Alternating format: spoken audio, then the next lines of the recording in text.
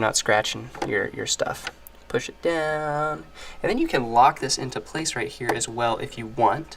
And so there's a few of those things. There's something you're gonna have to take off like as you're using this. But then back here we've also got 3 speeds, and so most are probably gonna be on that first one, but some are gonna be on others, or you can basically fast forward by using other speeds. And then another thing that's really nice that I really enjoy is back here you've got a Bluetooth or just the phone. This is the phone, like right here using this, and then you have a Bluetooth option. So I connected my phone and I was able to play through this, which is a nice feature just having these days, since obviously we're doing that a lot.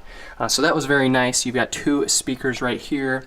I don't know what this is called, but you could plug in different speakers as well if you had something else that you like a little bit better. But I think this looks really sleek, looks really nice. It sounds pretty decent to me. I don't have a lot of experience with other record players, and so I'm not gonna pretend I do, but to me, I do think it's super fun, and I have really enjoyed this, and it's worked well for us. So hopefully that gives you just a nice little touch and a taste of this bad boy, what it is, what it does, and why it may or may not be